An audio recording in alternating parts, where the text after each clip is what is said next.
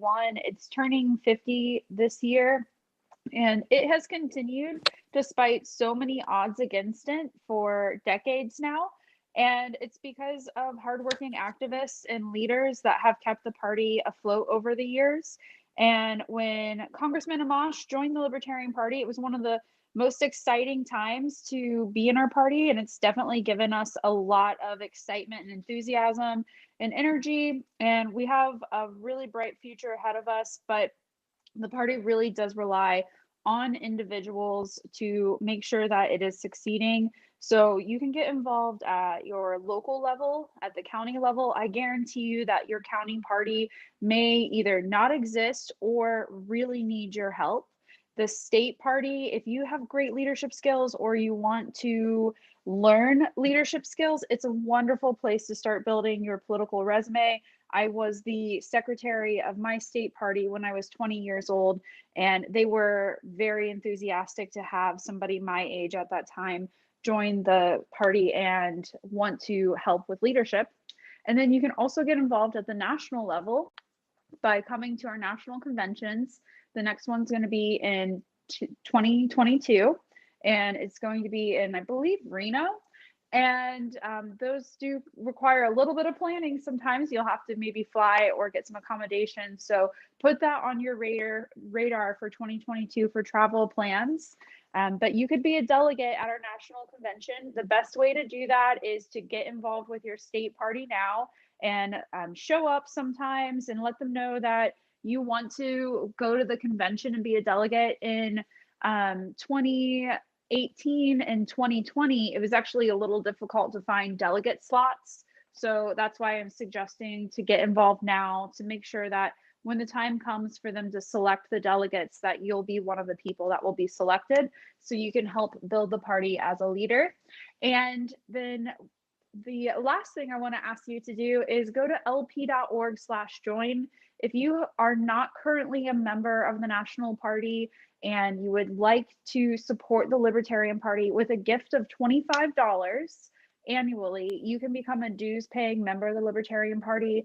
The party will send you a quarterly newsletter, a newspaper called LP News, with the latest news from the elections and what's going on within the party. And you will also be eligible to be a delegate at the national convention if you're a dues paying member, but you may not be selected to be a delegate. So that's why you have to get involved in order to get that delegate seat. And it gives you an opportunity to say that you're not only a libertarian in philosophy, but you're also a supporting member of the Libertarian Party. And last pitch is to see if your state has partisan voter registration, because if it does, and there's 33 states that do this, your vote as a libertarian will actually really help. We are at about 700 to 800,000 registered libertarians across the country. And if we can get to 1 million, that will be great. So we want to continue to grow our voter registration rolls. So thank you all so much for listening to my pitch on either how to get involved or how to become a member. And Justin, are you ready to get started now? Yeah, we'll get started. Well, thanks, Jess. That's always helpful. And I'm a member of the Libertarian Party. And if you'd like to join, please consider joining this particular club. If you're a libertarian, go follow the club, and we'll be happy to add you as a member. So I wanted to talk about this topic today, the vaccine passport. It was, I guess, a big firestorm over the past 24 hours or 48 hours. Part of it was related to Governor DeSantis saying he was going to, prohibit companies from using a vaccine passport system or a system like that. And I think it's important that we're all on the same page about what a vaccine passport is, because a lot of the controversy that you'll see like on Twitter stems from a misunderstanding of what is meant by vaccine passport. So I think for this conversation today, it's important we get on the same page about that. And then I mostly want to have a discussion style, conversation style. It's not going to be just me talking up here or one-on-one the whole time. We're going to have a few people up here at a time, and let's try to keep it as a conversation and talk through this issue, because I think it's an important issue. It's an important issue for libertarians. It's an important issue for, I think, progressives. And there are many constitutional conservatives who are concerned about it as well. So when we're talking about a vaccine passport, we don't mean simply something, or when people are talking about it, they don't mean simply something for travel between countries. Because a lot of the replies, if you look on Twitter and you see how people are responding to criticisms of a vaccine passport, they say, well, we already have vaccine records that we have to show when we travel internationally to certain countries. Well, that's not what a vaccine passport is about. The discussion in the news is not about simply international travel and how we'll make international travel easier in a time of COVID. The discussion is much broader than that. And you can just look at Washington Post articles or New York Times articles. These are not exactly, right-wing outlets. They're definitely not libertarian outlets. And they're describing vaccine passports in the way that I'm describing them, as a unified, centralized system. It could be government managed. It could be privately managed. But the government seems to want to have its hand in it based on some of the early discussions. And in this, and it would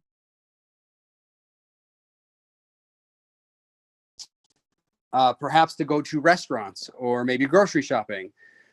Certainly some of the big ones people have talked about are things like concert venues and sporting events. But it's also been discussed in like smaller venues like pharmacies or restaurants or grocery stores. So it's important to keep that in mind. And once you create a system like this, it might initially start out as a voluntary system, in fact. But once you create a system like this and it starts to get widely used, I think it's pretty hard to put the genie back in the bottle. I mean, you can't really reverse the thing. And that's one of my concerns, a serious concern for me as a civil libertarian. And there are organizations out there that have warned about using a vaccine passport in this way. In fact, the American Civil Liberties Union has spoken out about this on many occasions over the past year or so about their concerns. I mean, recently you had, I saw the ACLU of Connecticut putting out a statement very critical of this and the fact that it would lead to potential racial disparities and real discrimination. You could see significant discrimination against people who are poorer or people of color. And you might have also selective enforcement, which is what you get with this sort of system. You know, anytime you have some kind of broad-based system like this, you run the risk of having some serious selective enforcement, and that selective enforcement is usually not used negatively against wealthy elites. It's used against those who are who don't have a strong voice either in government or in the political world. So I'm concerned about that, and I just want to open it up and we'll have a conversation. And I'd love to hear your thoughts on it. What are the implications for society? Should government mandate it? Should government ban it? Should government stay out of it altogether?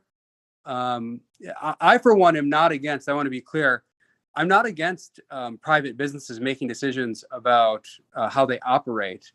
So if a private business has a particular concern about COVID-19, they are welcome to operate as they like in order to protect their business. That's not my issue. My issue is a concern about a unified, centralized system, something that is distinct from just a business asking you a question at the door or showing your particular COVID-19 immunization record. It's about having some kind of system in place where we might have it on our phones, for example. And then once you have a unified centralized system, there's a huge risk of expansion to other areas. So I want to hear your positions on it. Should we mandate it? Should we ban it? Should we stay out of it as a government? And what do you think about the vaccine passport? So let's open it up, and we can go to Thunder. Yeah. So as a libertarian, yeah, I do want to stay out of it, and I do share your concerns. I'm not there are definitely going to be a lot of people who, when we talk about vaccine passports, their first knee-jerk reaction, especially amongst right libertarians, is going to be like, the same stuff about all the rest of COVID, that, the science is not reliable, or that, these are just the people screeching about face masks again, or what have you. I think for me, even as someone who takes the science very seriously, I do share your concerns about some of these vaccine passports, and especially about, like, if they're as centralized as it looks like they're going to be, it seems ripe for the taking by the FISA courts, or by our surveillance state. It seems like it's just set up for the taking. I don't really have much to add other than that at the moment, but yeah. And Thunder, like, you and I, we're not against mask wearing. Like, I voluntarily wear a mask where I go to protect people. I'm not against getting vaccinated. I don't know how you feel about that, but I'm with you there. Yeah, so it's not. I think there's a lot of conflation that's going on in this discussion, where the people who are promoting a vaccine passport, well, I think a lot of them, first of all, don't understand what's being talked about. I mean, you can see that in a lot of the replies, that there's a lot of confusion. You wouldn't believe how many replies I got about how they had to show their vaccine records to go to Yugoslavia, or they had to show, as though those are that's the same thing as a vaccine passport. That's not what we're talking about at all. That's not what the Washington Post is talking about. That's not what the New York Times is talking about. And that's certainly not what the Biden administration is talking about. So, this isn't just about, I think it's easy in this partisan environment for people to fall into, well, if you're against vaccines, then you're against the vaccine passport, or if you're for vaccines, you're for, and one is a conservative position and one's a progressive position, or something like that. But I don't think that's how this is. And as I've said before, the ACLU and a lot of progressives are very concerned about vaccine passports, or they might be called immunity passports in other contexts. So let's go to Seth. You have something to add? Yeah, real quick. I just wanted to read the Libertarian Party's statement that they put out on this issue today, if that's okay. Yeah, go ahead. Okay.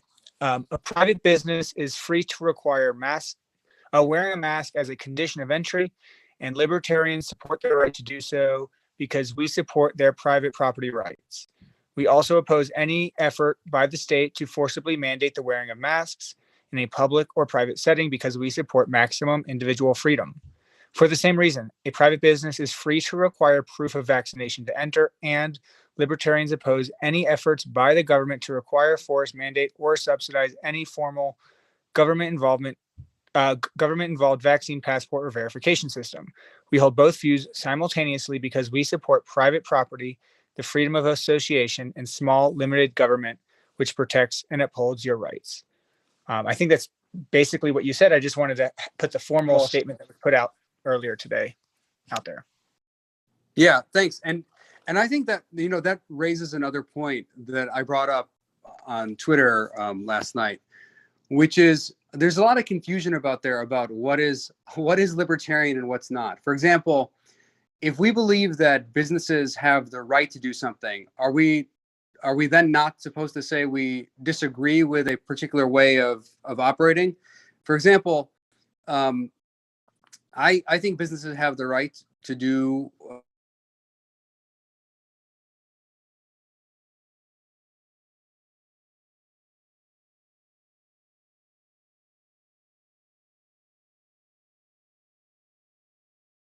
now, that's very different from a business deciding that it wants to ask for proof of vaccination for employees, or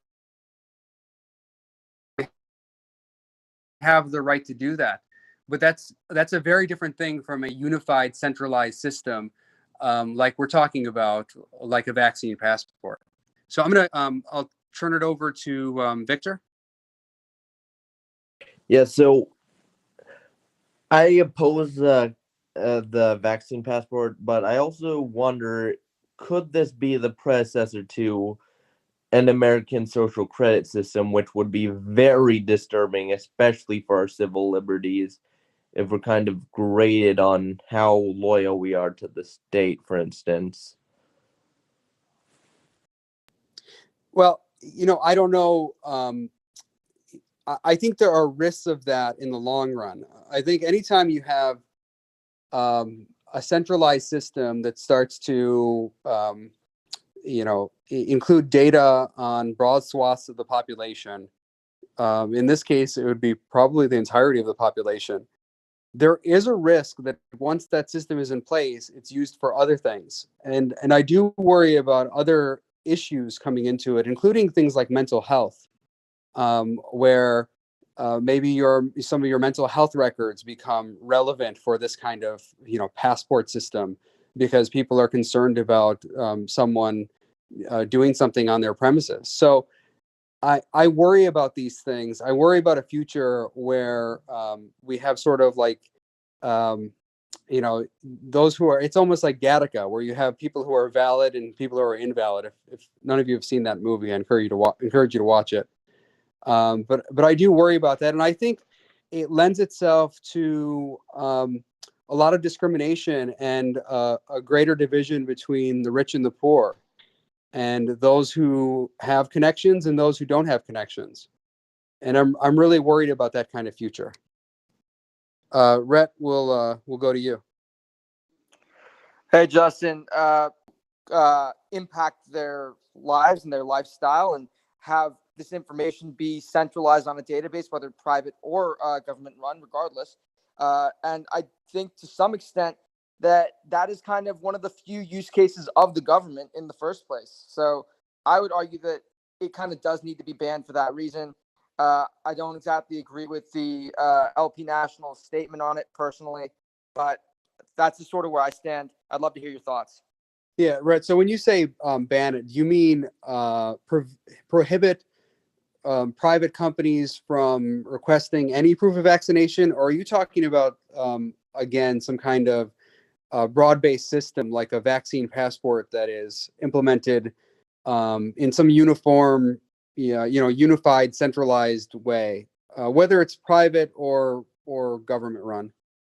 So I'm certainly against the latter, but with the first thing you mentioned with in general any form of proof of vaccination, I do still feel like that would be a form of violation of like rights to privacy, because that's your medical rights. So or your medical privacy. So like, we don't exactly share the details of, things like whether or not someone has AIDS, unless that's like specifically someone who you're actively going to have sex with, for instance. So like, I feel like some of the stuff is just kind of private information that we should be allowed to keep private and continue on with our daily lives as such. So Rhett, I have a business here in Colorado, and it's mostly not open to the public, although we do have some openings occasionally, and we do require people to wear a mask or show proof of vaccination before entering. Are you telling me you want the government to force me to allow people in without those requirements?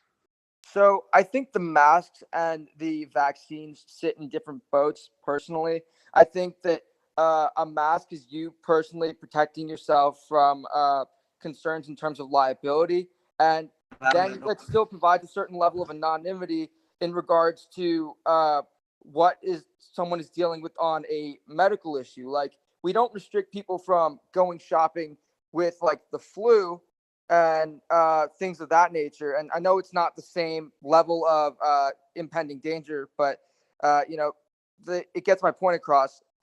I feel like vaccines, to request someone's medical history, I feel like is kind of a very dangerous, slippery slope.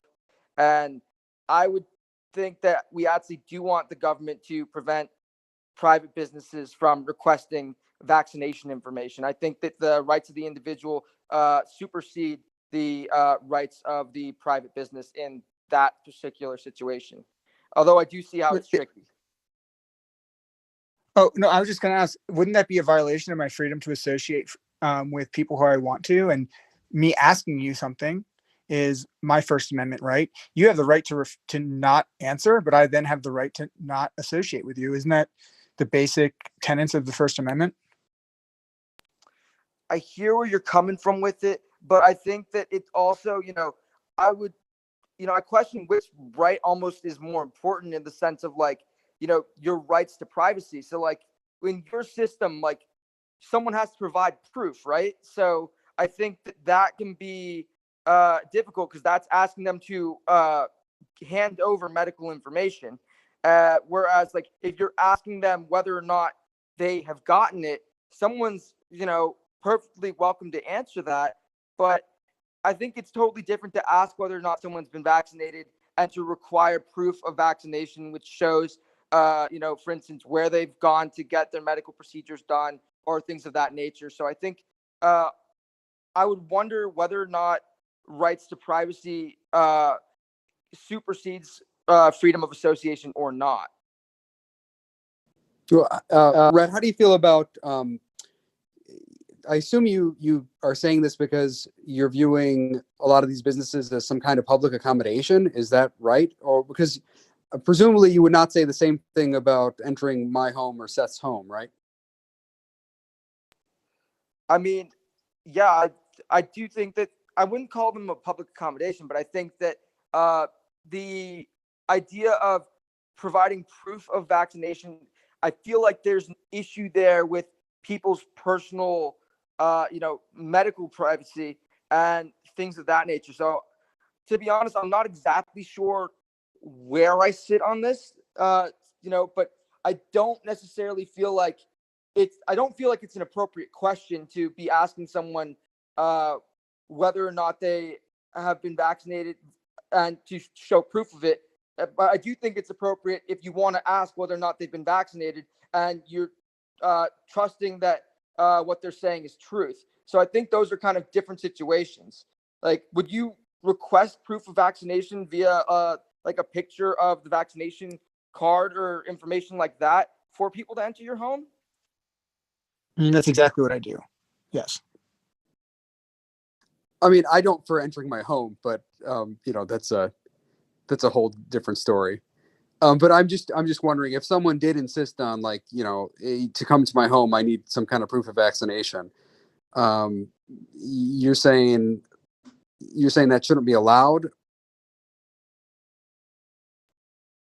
So let me backtrack here because hearing the phrasing of it when from your guys' perspectives, that's kind of enlightened me a little bit on this.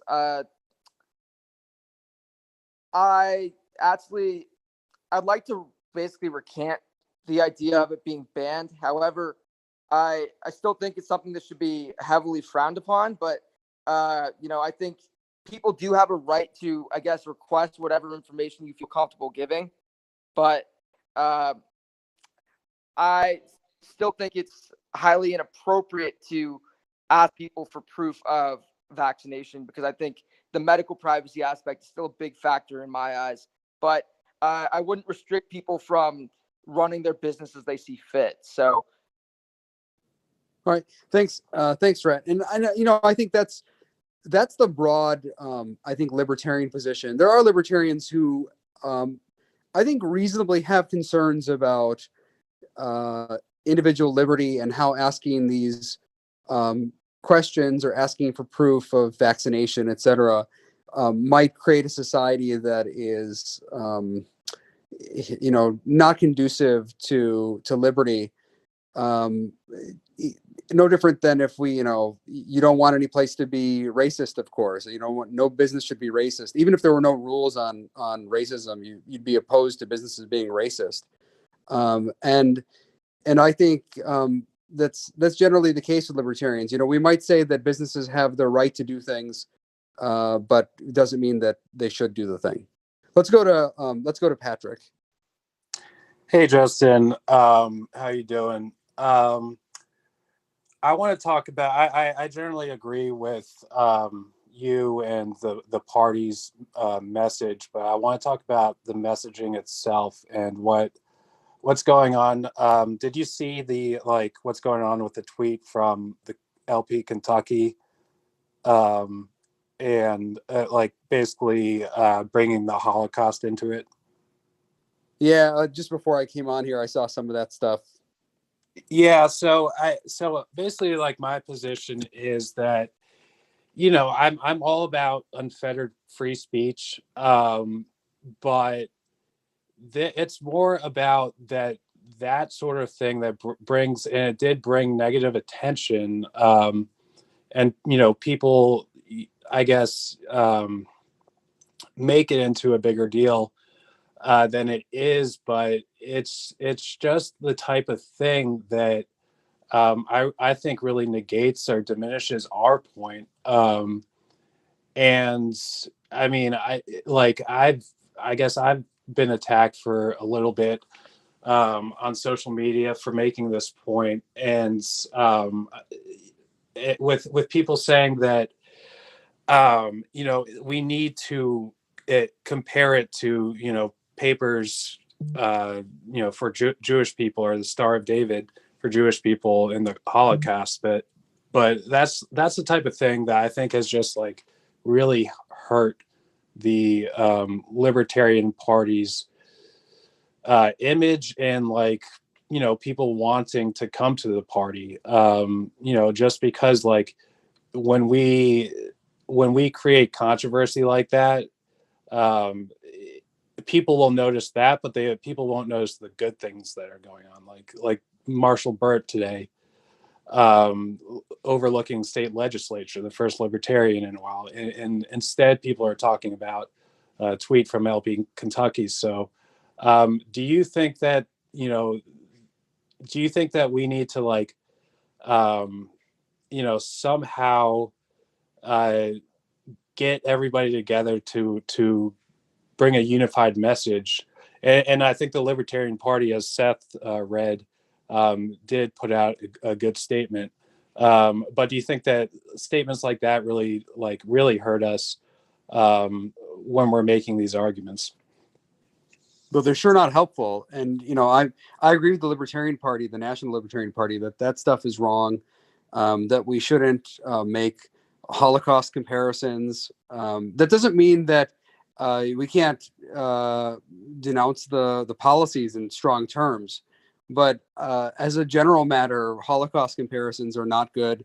They're offensive to a lot of people. They're offensive to me, and we shouldn't do it. So, you know, we can argue in much better ways and present our position. And I think I think the majority of the public are actually with us on this. I think most people are concerned about this kind of thing. If they know what is actually being discussed, that it's not just a vaccine passport for international travel, I think they're with us. Now, people don't want to show a passport every time they enter a restaurant or a grocery store or the mall or wherever it might be, movie theaters.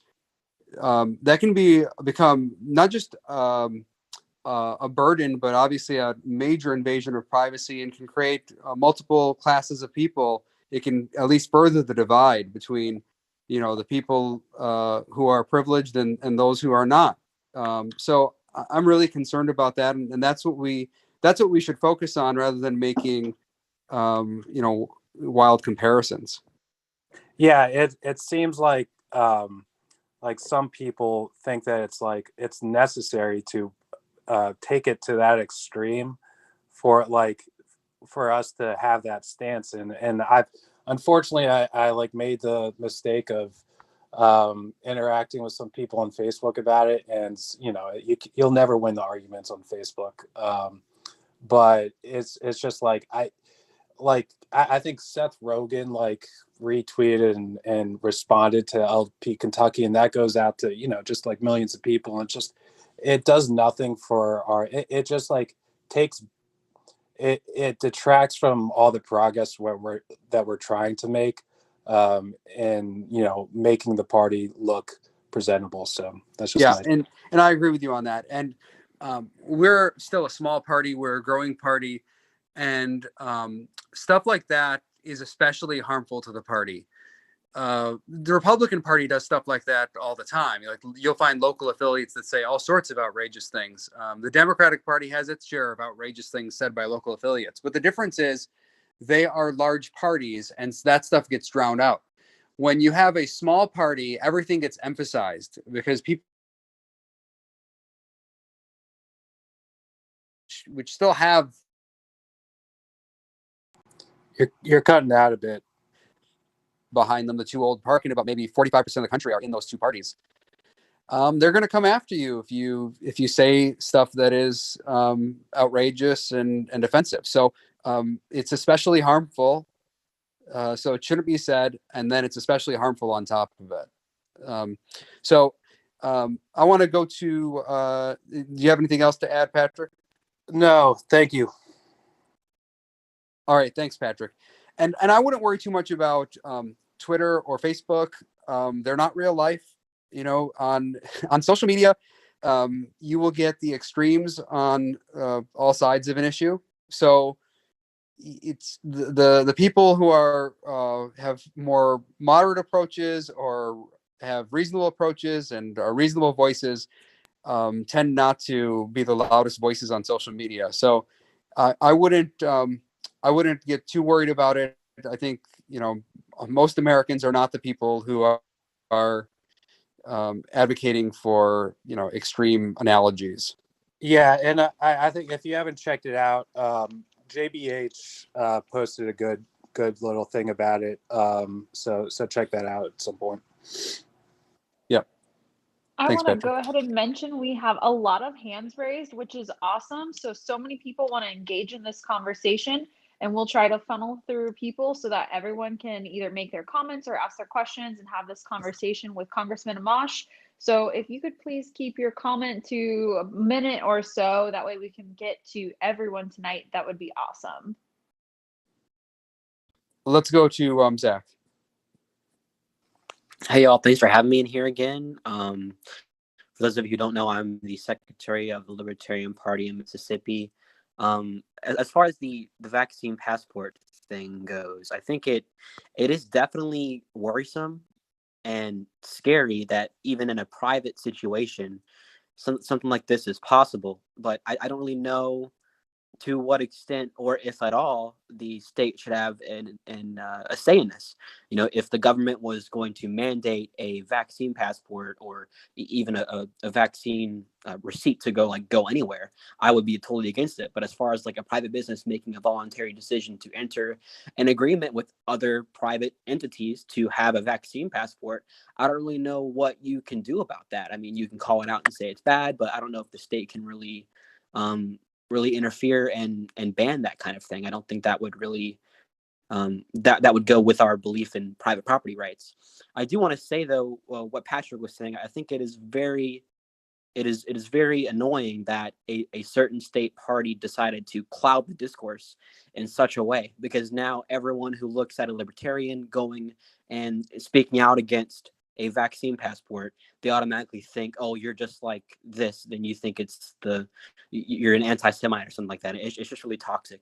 So I'm really glad that my state party made a statement today. You can follow us on Twitter at LP Mississippi, by the way, and really just put the words into what a lot of us over here in the state are thinking. So I'd love to hear your thoughts on that. Well, thanks, Zach. And like I said, there are a lot of state affiliates. There are a lot of local affiliates. There is a national party. I think, and we know one state party doesn't speak for everyone, and probably doesn't even speak for everyone in the state party, in fact. So, people have denounced it. We should denounce that kind of stuff. It shouldn't be used. That kind of rhetoric shouldn't be used. And I think as libertarians, we can offer a lot of great insights on this issue, and there's no reason to take it to that kind of rhetoric. Matt, let's go to you.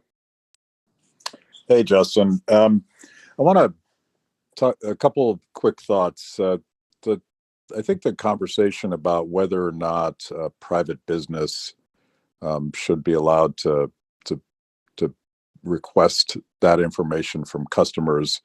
I don't think, to your point, I don't think that's what we're talking about here. And I encourage everybody to read the Washington Post story that I've shared a number of times on Twitter to really understand what it is that the federal government and a number of government contractors and other sort of global health organizations like the World Health Organization are trying to do.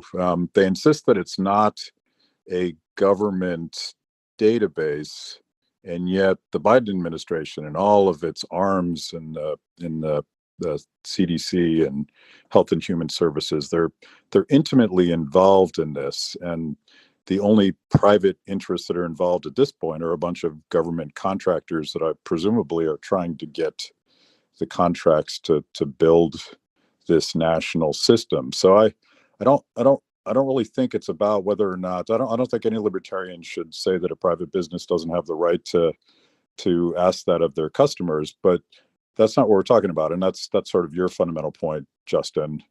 And I would draw a further distinction, even if it's not a government owned system, even if the government doesn't own the means of productions by which we're going to categorize everybody based on their health status, it is still a government controlled system. And we've seen this more and more in all aspects of life.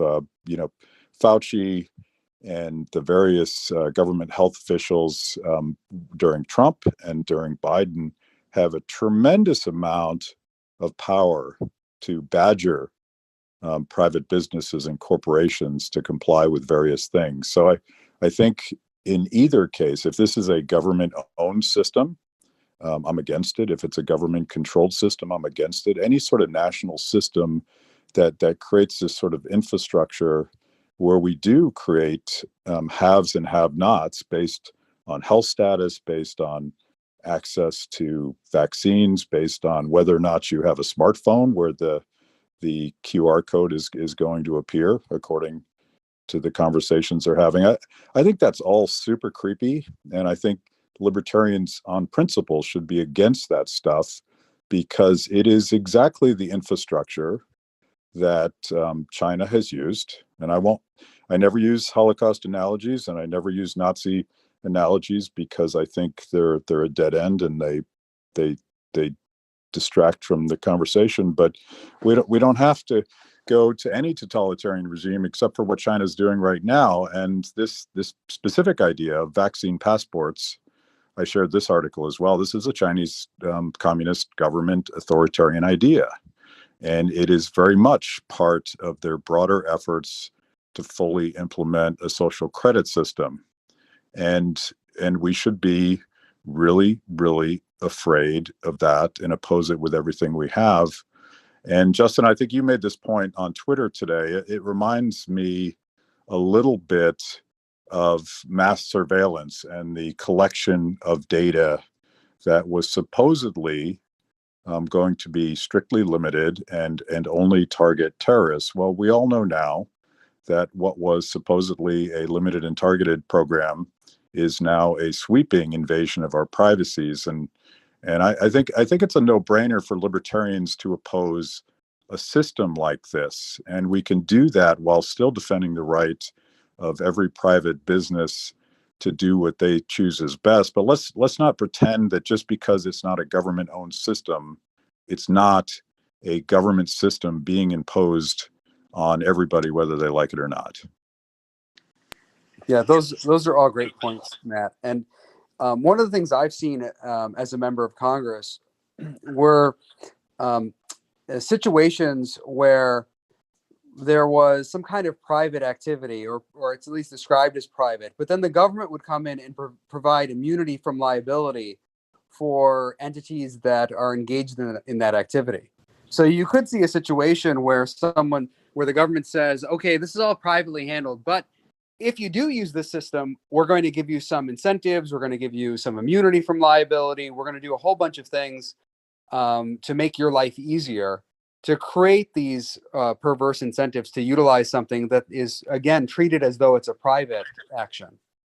Yeah, and I I do think that there are certainly big corporations that would love a government system that would, if not explicitly, at least implicitly, give them immunity. And it's sort of um, the tactics of Fauci when he says that you need to wear a mask. I feel like that sort of exposes big businesses, let's say an airline, to liability if they choose not to follow the direction of the lead healthcare advisor. So it effectively is the same thing, even though Fauci doesn't really have the power to force that business to do that. Well, I guess the Biden administration has done that in that specific example, but in other examples, he doesn't have the power. But we are living in a world where the CDC apparently has the blanket authority to force landlords not to charge rent for the foreseeable future. So I don't know where this line is, and I think we always fall into this dichotomy of if it's a private business, they can do whatever they want. If it's government, they should be limited. But the real world is quite blurred because the government and its dictates have all sorts of tentacles into private enterprise, and you have to sort of unsort that to figure out what's really going on. Yeah, Matt, that's all really insightful and good. And we'll keep you on stage a bit as long as you got a little time, and we'll move on to David. But if you have anything else, feel free to jump in while you're on stage. David, go ahead. Or Seth, are you want to say something? Yeah, I just wanted to give it. There was someone named Will. He was in here and then came out and then came back in. So if you refresh, he's actually just before Matt. So if let's go to him first. Okay. Well, sorry, we'll go to Will first. Sorry, David. Yeah. On that note, there are definitely a lot of issues with this whole vaccine passport concept. But what's also disturbing is like how some people have like just responded hypocritically to it, as in like, oh, they say with voting stuff like that needing ID is bad, but they're like a vaccine passport is good. So it's like inconsistent. Also, I did notice a tweet by Spike Cohen. It's like talked about abusers like could use that to their advantage. So just honestly, this whole idea of something like a vaccine passport, like keeping you from businesses and whatnot, it has a lot of potential to go very bad.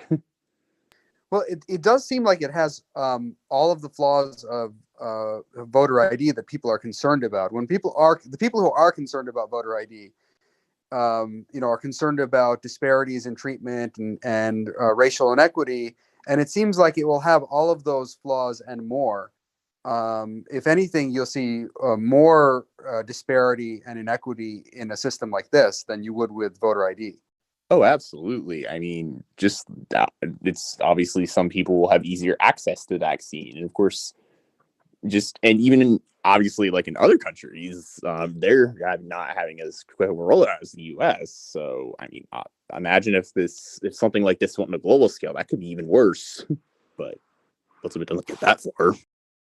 Yeah, and there is understandable fear among many African Americans in this country about vaccines because of past history and abuses that were engaged in by officials. So this is not to say anything about the current vaccine, again, whether the current vaccine is safe or not. But in the past, there have been concerns. And so it's understandable that some people are worried about it. And I'm afraid that it does exacerbate some of those disparities. So we'll go to David. Hi, thanks so much. So I think the interesting thing is that in New York State, at least, there is a vaccine passport. It's called the Excelsior Pass. I found it last night. You go online, you download the app, and you put in your name, your date of birth.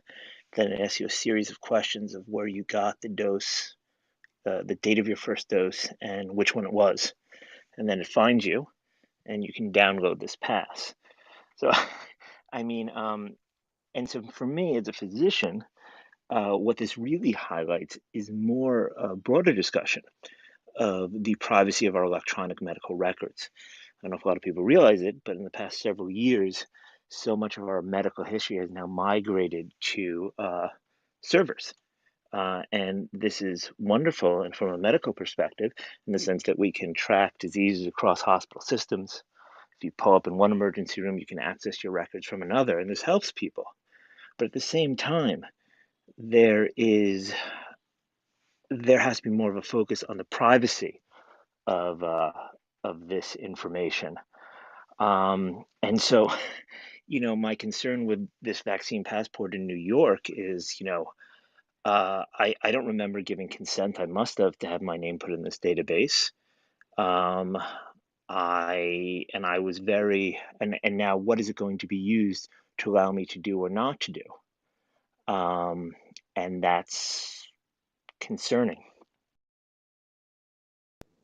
Yeah, thanks, David. I think a lot of us share that concern, and hopefully we'll have some other medical professionals and others who will get to speak tonight on this issue. Terry, let's go to you. So next time that Matt and I are in a room together, can you call on me first? Because he and I talked about this for like 2 Yeah, I'm hours. sorry. And he pretty much just told you everything that we talked about today. So I'm kind of at a slight disadvantage here. But I do Next time, Terry. Okay, thanks. Then he can be like, what do I add to that? By the way, this is the first time I got the first word. Yeah, but I always get the last word, so that it doesn't matter. So there's been talk about this part. Well, I'm going to use the word partnership, right, between the government and the defense contractors and all of the contractors that are vying for this business. I mean, it's big business. And I always like to say, and this is a gross generalization, but conservatives fear the power of big government, and liberals fear the power of big business. But it's libertarians that fear the power when big business and big government collude. And I think that that's what we're seeing here. The ramifications of this are truly frightening.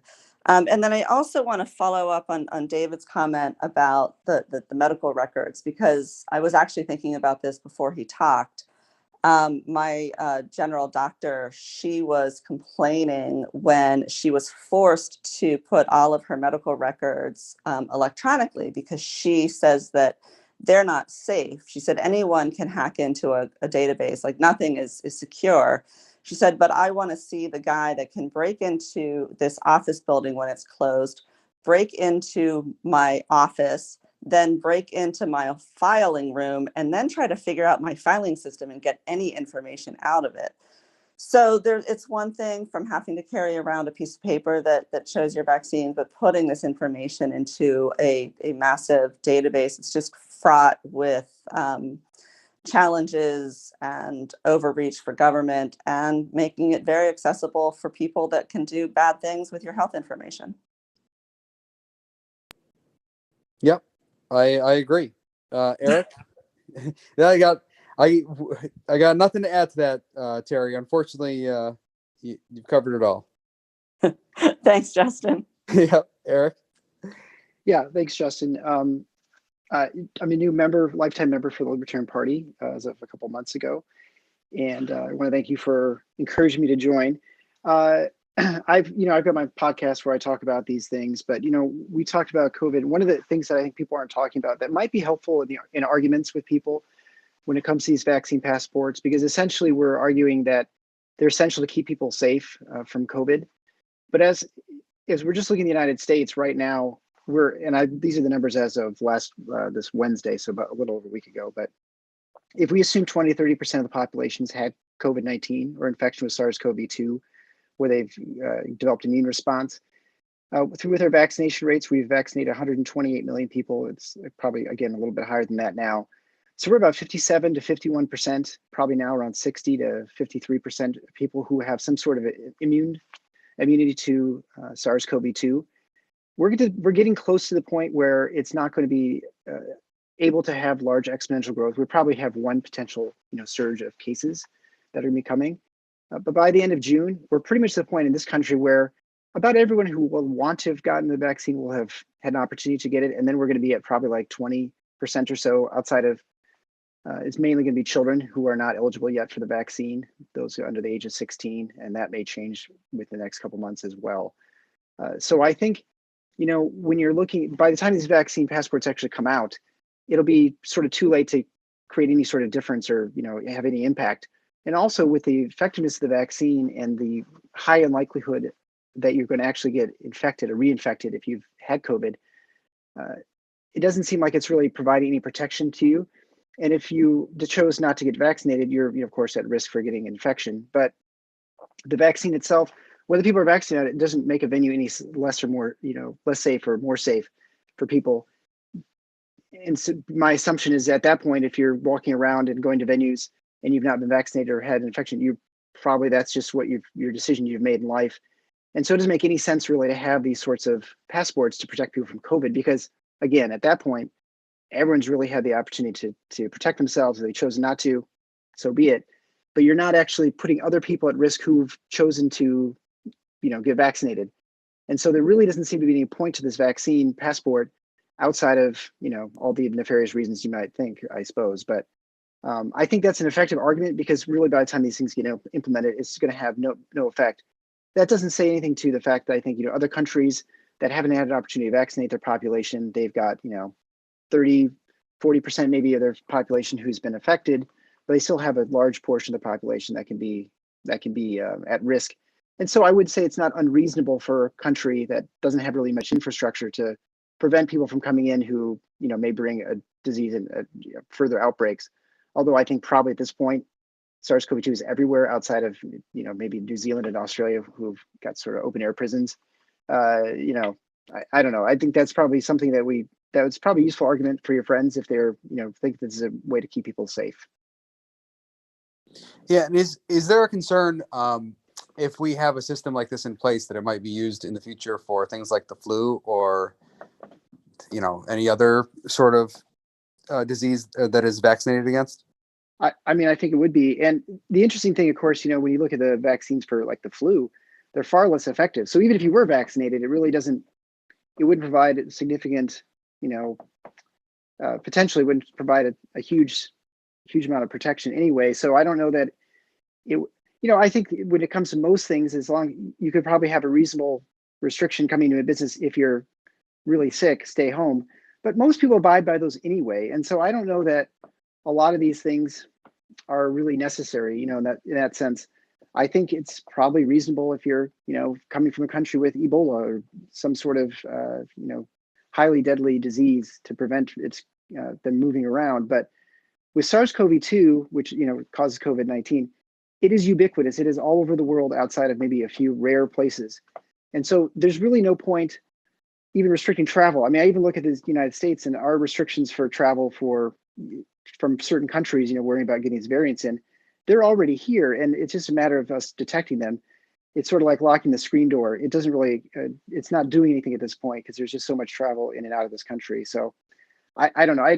But I definitely see the worrisome nature that it could be used, especially for people with mental health. I mean, that's always the thing you hear when there's a mass shooting or some sort of person does something kind of crazy, that immediately people say, well, if we just had more people watching out for these people with mental health, we could prevent these things. And so you can easily see how that would be used as a, as a designation you give someone to prevent them from moving freely about the country or to, venues and things like that. Yeah. Thanks, Eric. And I've known Eric for a long time. We're friends. He just joined today. Give him a follow. He's a really smart guy. He knows a lot about medicine because he's a doctor. So give him a follow if you get a chance. So, I've been concerned about this mental health issue as well, that, the infrastructure will be put in place. And then one of the things that it could really be used for is to screen people with mental health conditions that various establishments maybe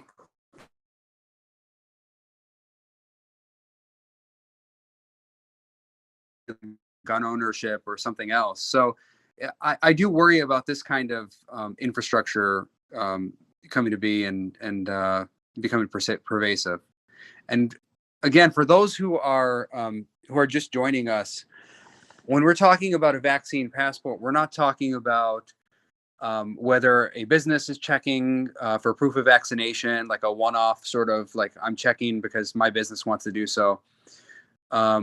We're talking about a unified, centralized system that might be run by government or run privately, but somehow still very strongly influenced by government through pressure or immunity from liability, et cetera. So that's where we're at. So for those who are saying, hey, we already have a vaccine passport system. No, we don't. We do have vaccine records for various things, but that's very different from a vaccine passport system, which would be used every day and which would be a system that is broad-based and employed by businesses throughout the country. Rick, we'll go to you. Hey, Justin, thanks. I want to take a kind of a different angle on this that seems to go against the grain of most people in this room. So a frequent anti-libertarian argument you'll hear is, about coordination problems, about collective action.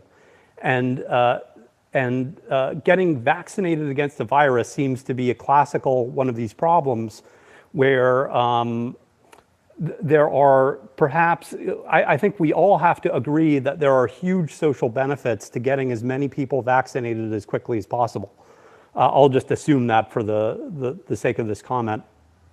I feel like I want to argue a little against what Eric said. Even when you're vaccinated, let's say it has a 95% efficacy or a 90% efficacy, that's still not a totally negligible risk, and there are new strains out. So it's not at all clear to me that this is a non-issue. I think we do want to get as many people vaccinated as quickly as possible.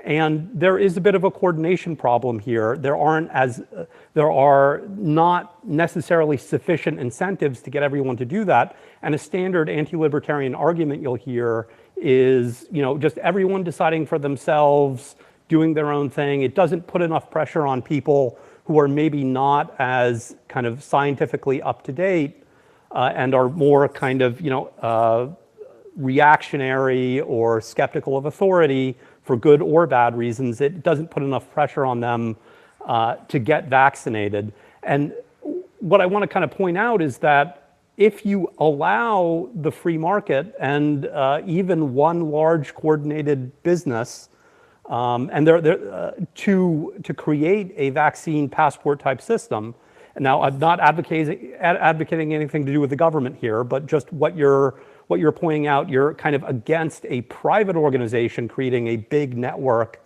of vaccine passport-like mechanism that businesses would subscribe to.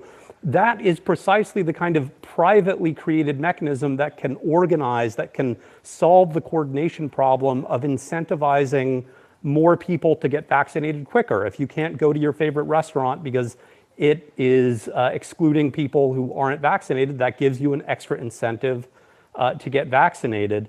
And that, to me, the libertarian argument here should be, let's let private industry create its best possible system that respects your privacy as much as it can. You can imagine innovative private solutions involving cryptography, which provide which require a minimum of self-revelation about your medical status. And it's precisely the private sector that can innovate in these areas. And this is precisely the thing that can incentivize the most people to get vaccines as quickly as possible. So I'm curious what you think about that view. Yeah, I'm happy to reply, and anyone else who wants to jump in can jump in as well. But it depends on what your goal is. So there's no doubt that's correct. If you're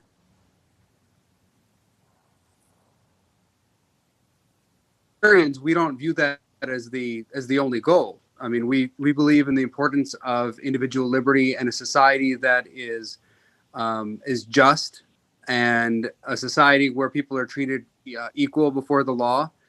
And there are a lot of societal concerns. So it may be true that in a particular instance, you are able to vaccinate people at a higher rate because they feel lots of pressure, but that alone doesn't make it good or right. I think that's what a lot of libertarians would say, and I'm happy to, if there are any other libertarians who want to chime in on this, go for it. But that would be my position. It's that that alone is not a sufficient justification for coercion. The fact that we think it would, get more people vaccinated. Where's the coercion, though? The coercion is this sort of societal, creating a system that is unified and centralized, and creating essentially a societal coercion where you can't even go out to a restaurant, you can't go to the mall. And again, we've said that, at least I've said, that I don't object to organizations, like particular entities, having proof of vaccination requirements, including a restaurant or the mall or whoever wants to do it.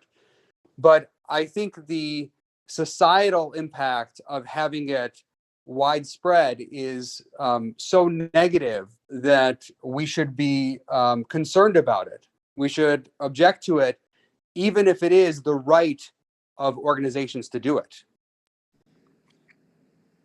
So just a couple quick comments, Rick. For one thing, I feel like the goal of getting everybody vaccinated is overly simplistic, because there's perhaps two large populations who would not want to get vaccinated, and one being children and another being people that have already been infected and have developed natural immunity, which is why, as a libertarian, I would lean towards personal choice as opposed to sort of a one-size-fits-all, let's vaccinate everyone.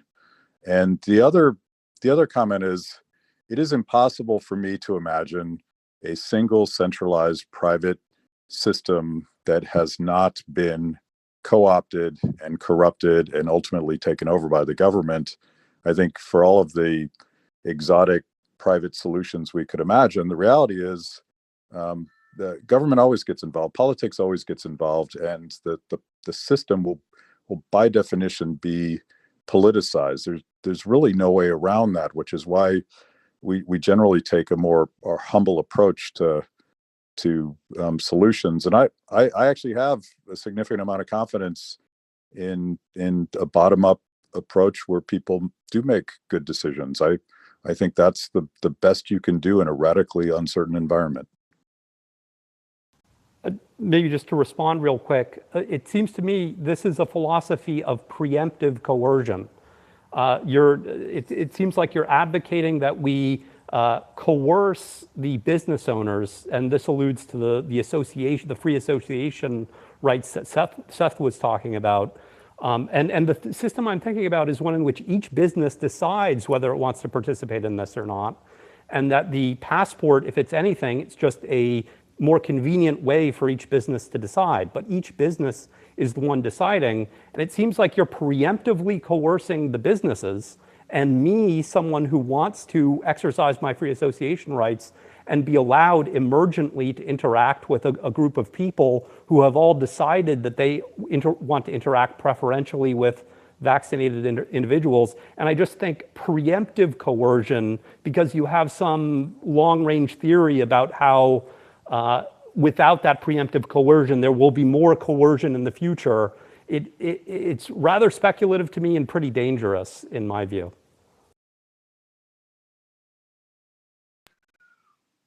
Just because I was mentioned, thank you, Rick, for your question and follow-up. There are multiple programs out there right now incentivizing businesses to do this or that for COVID mitigation reasons. So there are one example that was brought up earlier was the Excelsior program, and that is using government incentives to get people on a centralized database controlled by the state of New York. I know that's not what you're saying, but this is what's existing right now. And the Libertarian Party and myself against that, not supportive of of that system. And there are other states that have systems in place that are providing government incentives for COVID mitigation. One of those is where I live in Colorado, and they call it the 5-Star program. And even though we have a robust vaccination program in the state of Colorado, anybody over the age of 16 can get one with no questions asked. There's still no indication that they're going to add vaccination status to that program. And I think that's probably a smart move. And at least from my perspective, and I think the National Party's perspective, I hope that remains true. Yeah, Can I the just thing. add? Oh, go ahead, Eric. Yep, go ahead. I was just going to add one thing, and just for us to look back, and this is before Justin was around. That, well, not true, but in the early '80s, HIV and AIDS was a new emerging, epidemic, and there was a lot of uncertainty about how you could contract it. And probably if this sort of passport existed at that time, it would have massively restricted the ability for most people to move around for probably a couple of years until we figured out that you couldn't get it from spitting on someone, you couldn't get it from breathing on someone. But there was a long period of time where we really didn't quite understand this virus, and so there's a real when you're restricting people's rights to move around, and I understand the argument that there's a nudge here to get people vaccinated in this situation, but for something like HIV, you could really see that this would be a significant problem and infringement of liberties, and really kind of in a way, you're kind of would be putting people in prison. And it wasn't till mid '80s that we better understood where you were at risk or not. And so I think, we just need to think about not just COVID, but the other future implications of other disease processes that might be used with this, passport. There was no exponential growth in AIDS, though, even in the '80s. Well, that's true. I mean, to some extent, but there was a lot of concern. There was a lot of growth within the United States, and it wasn't the same disease process like with SARS-CoV-2. I totally agree, but there was a lot of concern about how it spread and what the dangers people are posing to others with HIV. And so I'm not saying it's equivalent, but I think you can see how there are other disease processes that might occur that we don't totally understand that emerge, that you could use the same sort of passport to restrict people's movement. Yeah, and I just wanted to add before we go to Joanna that we're, at least I'm saying it's a bad idea. So I'm not for using, you talked about some kind of pre-coercion, but I'm not for using the state to coerce businesses not to do such a thing, but I do think it's a bad idea. I'm just sounding the warning here because I've lived through this as a member of Congress, seeing program after program start as one thing and end up as something totally different. And some of that was regulations related to financial institutions, where they took the legislation and flipped it on its head, where it went from a government program where the government is sharing information with financial institutions to now we'll flip it and we'll make the financial institutions share information with the government in exchange for immunity from liability. Or as I saw with Section 215, where it started out as a collection of, just collecting records, and turned into a mass collection of data where private companies were sharing this information with the government. And then they tried to fix it, and I put fix in quotes, by passing the USA Freedom Act. And all they did then was insert the government into the private companies. They said, okay, the private companies aren't going to share data with us anymore. We'll just sit the government in the offices of the private companies, and we'll just pull the data directly. So I've seen this happen. People talk about slippery slopes, and they want to say, just you're making some kind of slippery slope argument, and just trying to make people afraid. But we've seen time and again where the government does start something and then it goes on forever and expands. And we saw that also. I can give another example.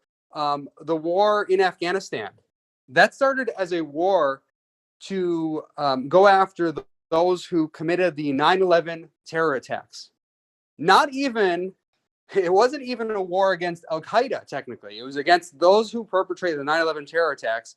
And yet it was extended to a war now against anyone we think is a terrorist, regardless of whether they have engaged in terrorist attacks against the United States, and whether they committed the 9/11 terror attack. So we have seen time and again where government takes something that starts out simple, sometimes even where it's a voluntary system, and then it uses immunity from liability or does something else, uses regulations to expand it. And that's what I'm really concerned about. But I think you raised some important points, Rick, and we appreciate that. Joanna?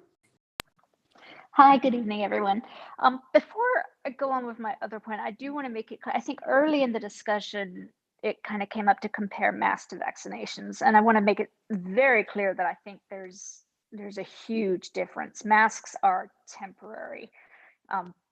You put a piece of cloth over your face, if you believe it works or not. If someone wants you to do it, you do it. It doesn't really affect you and your body long term. The vaccinations, it is permanent. It infringes on your bodily autonomy. So I do want to make that differential there. As far as the vaccine passport in general, I think it comes down to the public accommodation aspect of it. I am against it, but the government does at this point create so many rules. They seem to have, your doorways have to be so many inches wide. You have to have certain color of paint in your parking lot. I mean, they do go crazy with some of these things. So that's there. So I think what I would say as far as the vaccine passport for a private business to be involved, to create this, as long as the government is not involved at all, I would be okay with it. It's someone seeing a hole in the economy and an idea, a way to solve a problem, and they're doing it. If they could get that information, they work out partnerships with businesses, I'd be all for it. But I think we also all know that really wouldn't be private, that the government would get involved in subsidies and incentivizing, and that's where I would have my big issue with it. So I wouldn't be against the business doing it themselves. I would be 100% against the government being involved. I think my question that I'd be very interested in your thoughts on, my husband actually said last summer he thought we were heading toward dual economies. So, the big discussions about our grocery stores. Kroger was going to require masks, Tom Thumb wasn't. And at the time, I kind of laughed him off. I'm like, that's silly. It's not going to happen. But now, the more things go on, the more I start to think maybe that really could happen, that you're going to have schools for the unvaccinated and schools for the vaccinated. You're going to have grocery stores for the vaccinated and ones for not, clothing stores and malls. So I was wondering what your opinion on is of that, and if you think that's actually something that could happen. Yeah, that's a great question. And I do think that's something that could happen, unfortunately. It's another concern that's, I guess, a separate concern from the vaccine passport issue. It's related, of course, but it's another concern.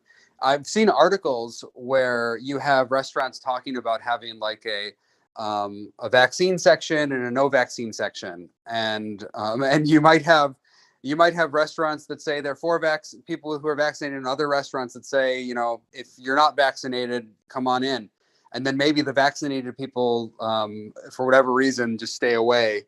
They just don't want to be involved with that business. So I do worry about this kind of polarization in our society, where we keep splitting along these lines. And even when you see like replies to this issue on Twitter, there's a lot of sort of reactionary replies where people are responding not on the basis of what you're saying, but on the basis of what team they think you're on. And if they think that you are, for example, if you say you are concerned about a vaccine passport, they assume that means you must be against vaccinations, you must be against masks, you must be a Republican, you must have supported Trump. They make a lot of assumptions about you. They might not make that last assumption about me, but in any case, they make a lot of assumptions like that, and I think that's a very dangerous place to be. But so I am concerned about that, and I don't know what's the solution. It's like just another extension of our polarization. Do you have any thoughts on that, Joanna? Yeah, I think you're right. It's terrifying to think that we could really get to that point, that I could get to a point where I'm talking to my friends deciding where we're going to go have dinner, and we've got to look at who's vaccinated and who's not. That's something we have to try to prevent. Obviously, I know you and everyone in here is against that. But as far as what I'm saying is, I don't think anyone's with the vaccine passport. I don't know that if the government then subsidizes it, incentivizes it, but doesn't actually require it, does that get in the way of does that affect public accommodation regulations? So if this business says, you know what, I'm not going to participate, I'm not going to require this vaccine passport, and then maybe the government decides to help others or provide different incentives, loans, all the different things for a business that does decide to do that, I think that becomes an issue. Yeah, and let's not forget the insurance industry too. So, there are a lot of concerns about that, whether it's insurance or the government. There will be a lot of incentives, I think, in place to essentially coerce businesses into doing this, and that's a concern. I don't really think there's any way to keep the government out of it. I think this is a part of what Matt was saying. Like, even if they present it as completely voluntary, I don't think there's any way to keep the government out of it. And I witnessed that throughout my time in Congress. People would always tell me this is a voluntary program. You wouldn't believe how many surveillance programs I fought where people told me it was a voluntary program.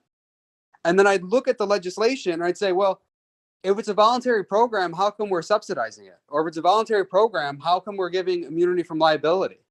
How is that voluntary? When you are doing these things, aren't you just making the entity an agent of the government? And that actually had an effect on the way I viewed data collection, right? When I first got to Congress, I would have thought, look, when you give a private company your data, that's like your business, that's their business. They can do what they want with it. You voluntarily did it. But then I got to Congress and realized it wasn't really voluntary in the way that I thought. There was another person in this relationship, and it was government. So the government was then taking this data from the companies in exchange for things like immunity from liability. And we were pretending like this was a totally voluntary relationship and the government had nothing to do with it. And I'm afraid that's what's going to happen here. So let's go to Guy. Hey, Justin, thanks. I know Rick's not here anymore, but just to address one of the points he was talking about is the idea of using a vaccine passport as some sort of, as far as I was understanding him, some sort of incentive for people to get the vaccine. One, I'd just say that's enormously unnecessary at the moment. Demand is still massively outstripping supply. Vaccination rates are going at a really decent pace. Vaccine hesitancy is dropping dramatically amongst all demographic groups.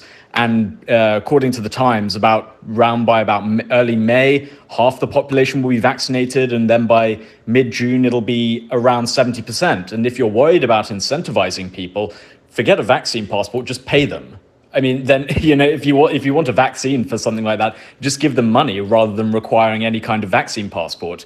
But going back to what Eric said, I think Eric's argument is really one of the most broad-based and compelling on this, which is which could draw a lot of support from all sides of the political spectrum. When we're talking about a state-enforced vaccine passport, vaccination rates are going incredibly well. There's so many people want to get them. We're going to reach herd immunity in the next few months. The entire idea of vaccine passport is completely redundant. And Eric made the point very well. We don't require vaccine passports for other sorts of contagious diseases, even very deadly ones. I don't think we would require them in the future. So even, it seems to me the entire vaccine passport debate is a massive distraction from from what should be the main priority of government policy, which is getting needles into arms and increasing vaccination rates. Vaccine passports should be framed as a failure of government policy if they're going to be introduced at all, and if a government is thinking about introducing them. So rather than, I'm against them in principle as well, as many people in the room are, but it just seems to me that rather than going into the specifics about, private versus public and, the exact delineations of coercion here, surely the best argument against this stuff is it's entirely unnecessary. And if the government's really thinking about bringing it in, that just shows that they're doing a poor job at the vaccine rollout.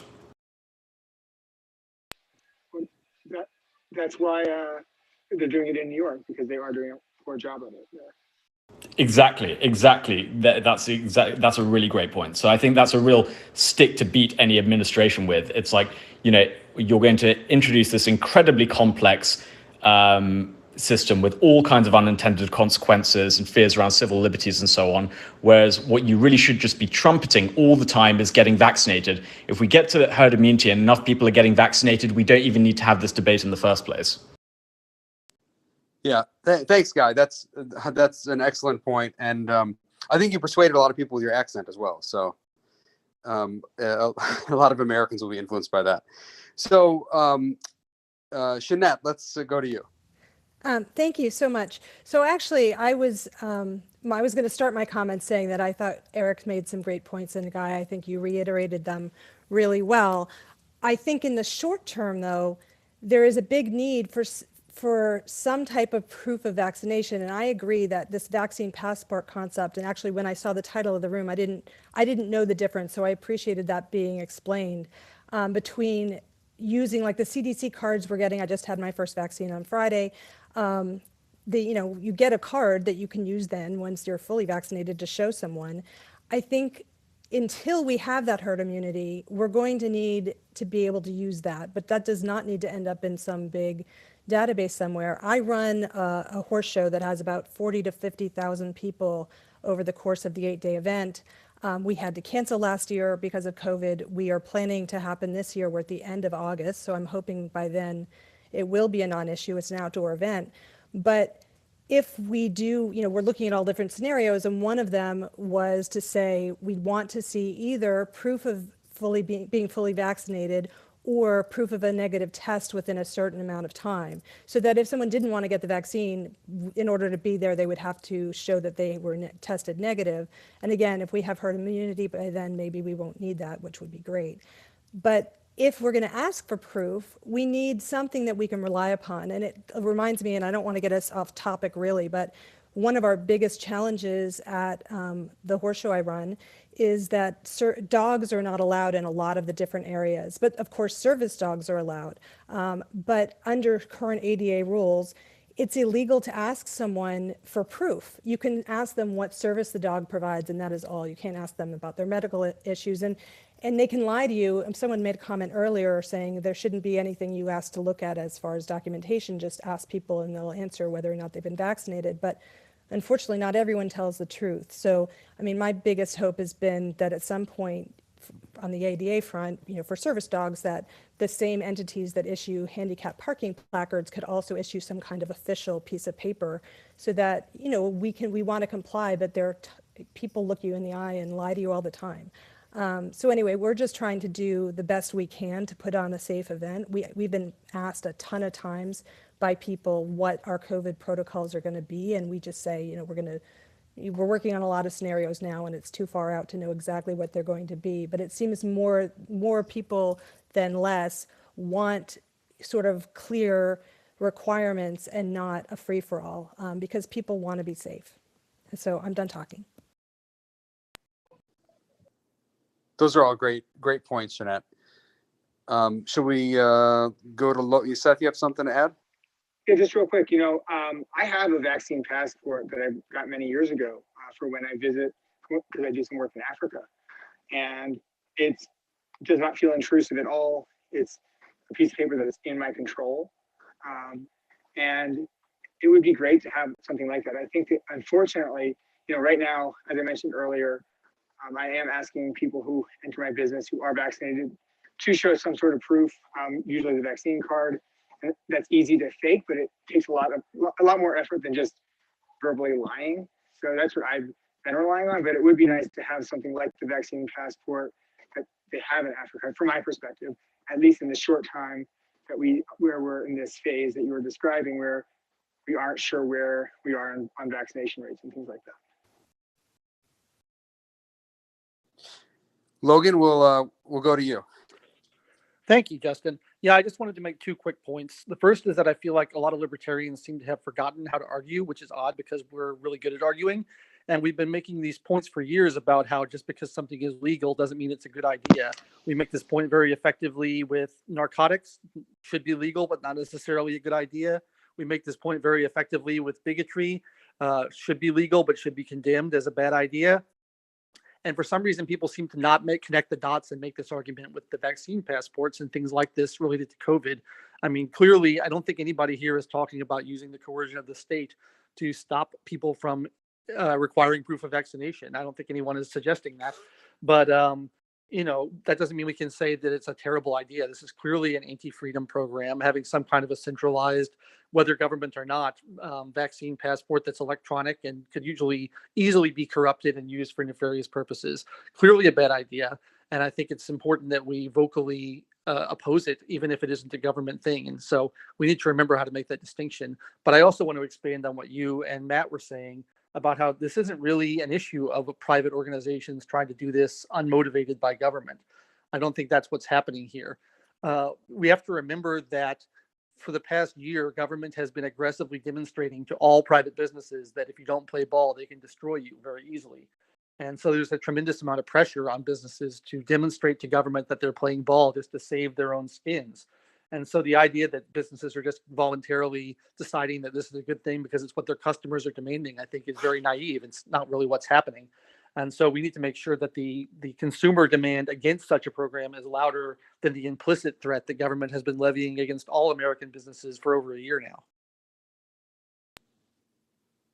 Yeah, thanks, Logan. And, going to your earlier point about how libertarians feel about proof of vaccination. And like we said, at least the vast majority of us have said we're okay with proof of vaccination, which is a different thing from my perspective and how it's being described in the Washington Post, the New York Times, and by the Biden administration, which is a vaccine passport that is, again, a unified, centralized system, something that is used across the country and then could potentially be adopted for other purposes.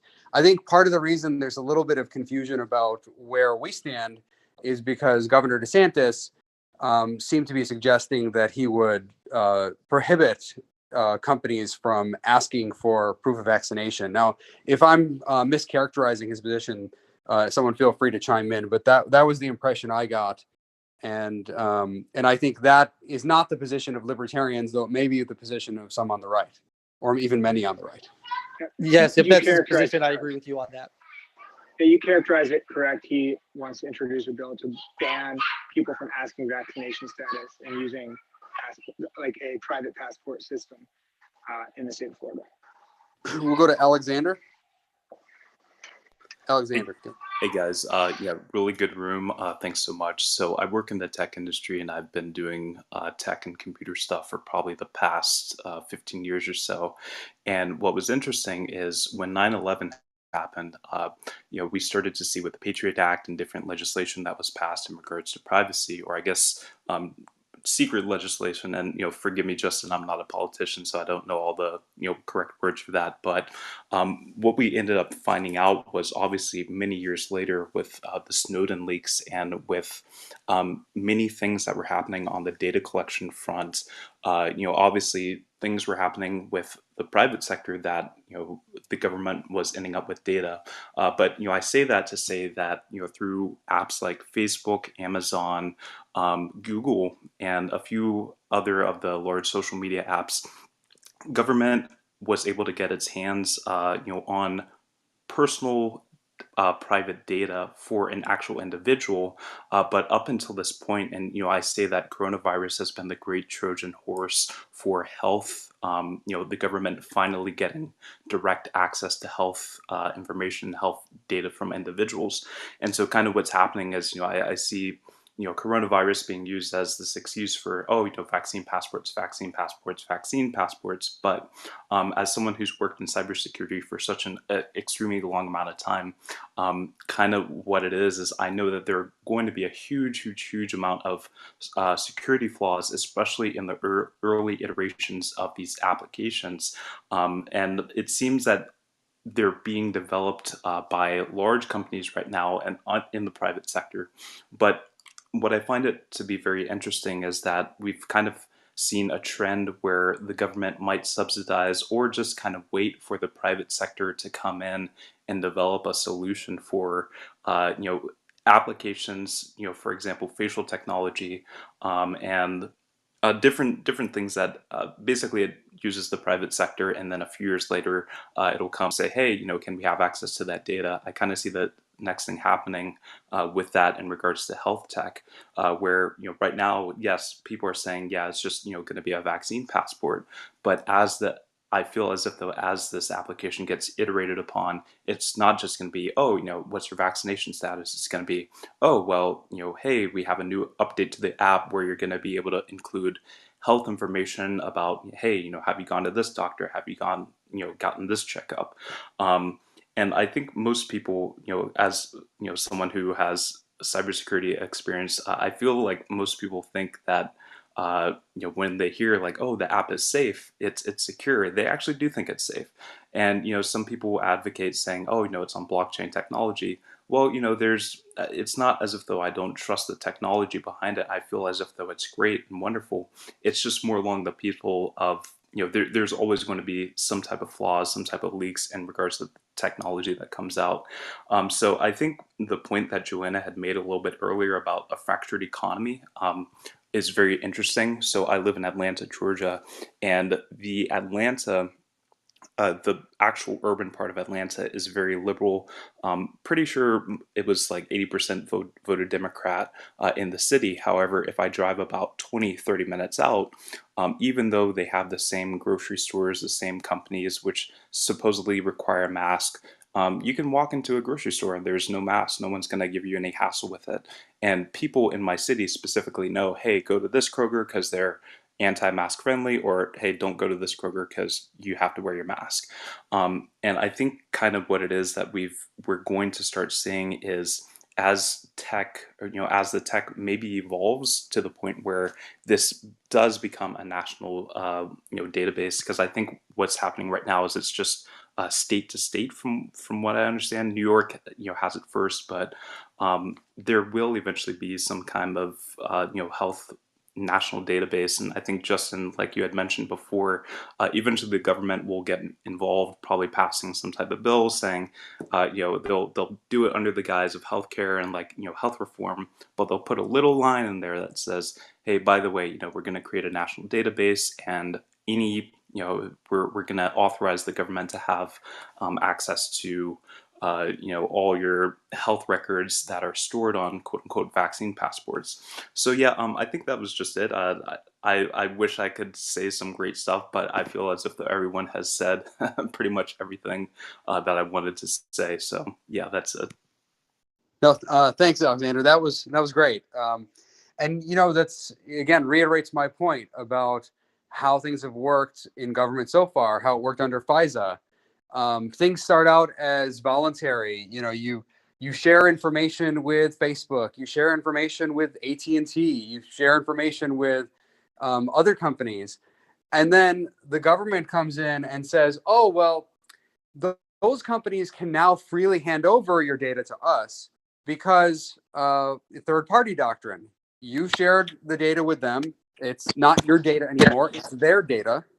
And they're authorized to share it under the third-party doctrine because they technically own the data. So that is a serious concern, and it's a privacy concern, and it has other implications as well. So let's we're getting down to the end of it. So let's try to keep the comments to 1 or 2 minutes if we can, and then we'll try to get through as many people as we can. We'll go to Paul. Hi. So I think, just to reiterate what some other people have said, it's important to make a distinction between politically opposing something and personally opposing something. So I think that's kind of where this falls. I think the philosophy side is pretty clear. It's not too hard. You don't want the government involved either as the driving force behind this or as the sort of puppet master behind the scenes, sort of, hey, would you, Facebook or Google or whoever, do this for me? Like, both of those are bad. I think a more interesting question is, let's say the federal government does it. They don't listen to this room. Unfortunately, they don't. There's not too many libertarians in it.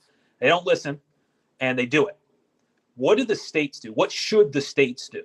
Like, what is the pushback? I think individually the pushback is civil disobedience. What, if anything, should state governments do? Well, if the federal government tries to mandate it? Yeah. So if they were to do that, I think what coronavirus has very much pointed out to us is government is not a monolith, at least not in the US. There's like all these different levels, and some states are going crazy and some states are not. So I think that the initial question for this room was, what should the government do? I think it depends. Personally, I think that it would be far less damaging if a county government did something like this than if the federal government did something like this, because it's a lot easier to sort of, if you wanted to, escape the grasp of that county government by moving the next county over. So I think that while it's bad for anybody to do it, it's not none of it's good. How would you push back on it if the federal government were to implement a program like this, like strategically? Yeah, I mean, we all agree, I think, that doing something at the local level is less worrisome or troublesome than doing it at the federal level. I think if the federal government does something that we think is unlawful or unconstitutional, obviously state governments can try to stand in the way, could pass laws that are counter to the federal government and potentially even send it to the Supreme Court. But I don't know. It would really depend on what is being proposed by the federal government. I'd have to then think through the constitutional arguments, at least from my perspective. What are the constitutional arguments, if there are any, and then find ways to stand in the way. I mean, states have always had conflicting laws at various times with the federal government, and then ultimately it might end up in the Supreme Court, and there's some judgment about it. And in a free society, in a society like ours where we live by the rule of law, you live by that judgment, and you try to replace people in federal office if you think they're acting inappropriately. But that's the correct way as far as I can tell. David, let's go to you. Hey, thanks, Congressman Amash. Quick thing, I know, and this is kind of just a beating a dead horse, but I think anybody in this room who is maybe for the vaccine passport, or who's not a libertarian and is really pushing it, it's, if you think for a second that localities or states or any type of law enforcement is not going to use this to impose some sort of fine or take people to prison over not being vaccinated, or pull you over and check your license and also where you go, and oh, you need your vaccine card, where's that? I think is a little bit naive. I mean, I don't want to bring up, I think what the LP, the Kentucky LP kind of tweeted earlier was definitely irresponsible, but I think there's some underlining points there that are kind of we've seen over history what kind of some of this stuff turns into. But and also I've seen the ideas kicked around on Twitter, and I know Twitter's not real life, but let's say the federal government they create this large database where it's they know exactly who's been vaccinated, how many doses you've had, levying a tax against people who refuse to get vaccinated, even if they've had the virus and they've been have their immunity to it. So I think that's another huge kind of question we need to be asking. But in terms of from like a libertarian debate, how can we combat this? I don't see why we don't just move the goalpost and say, why does it have to be a passport? Why can't you just show a negative COVID test?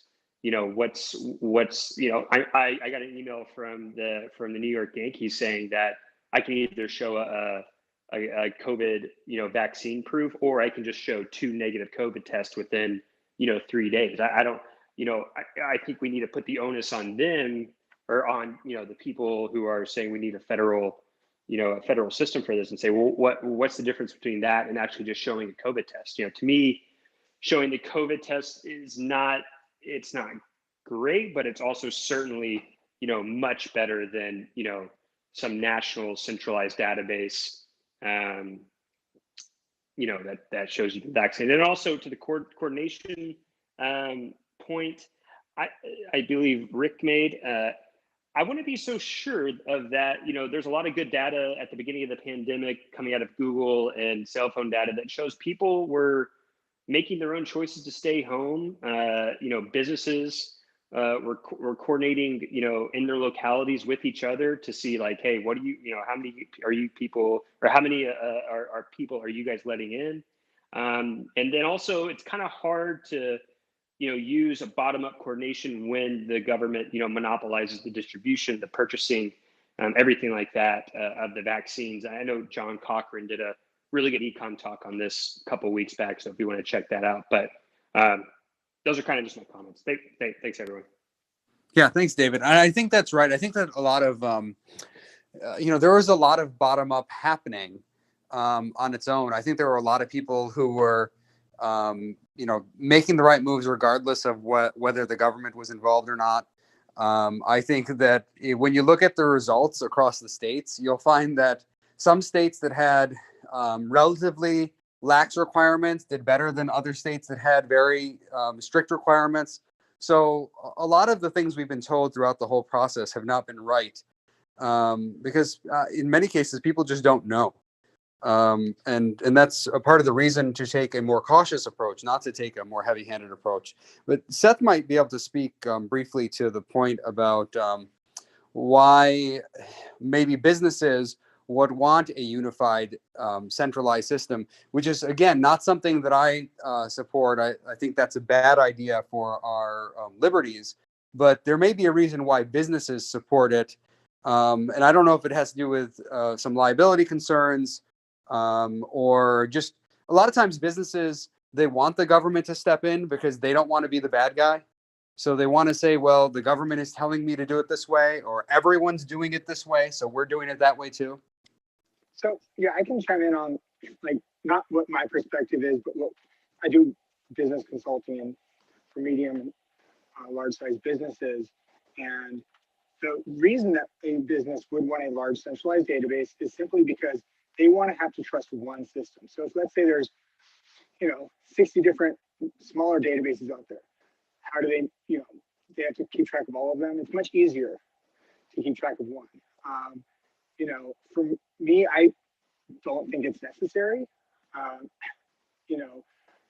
think there's ways to do it without having a centralized system, and I agree with the concerns that Matt has raised, and you have raised, Congressman Amash, and others have raised about having a national system, especially one that is influenced by the government. And I agree, Matt. I don't think it's really possible to have it done in an effective way without the federal government being involved. And even if it was, I don't think people would trust it enough if the federal government wasn't somehow involved to verify, what's going on. Something was mentioned earlier about, they're wondering whether there's a database, a national database of vaccines. And right now, I do have a client who is in the industry of healthcare and has been giving vaccines. And there is a statewide database that I'm sure if the federal government asked for it, the states would turn over. So. Thanks, Seth. And thanks, David. Let's go to Agent, and since we're nearing the end here, we're gonna hopefully try to wrap up in the next 10 minutes or so. You guys can imagine why. And we'll go to Agent. Let's try to keep it to 1 to 2 minutes. Thanks so much. I really appreciate it. I'll try to keep it brief. I guess I would quickly just want to steel man maybe what a DNC argument would be for a national passport if you look through the lens of social control.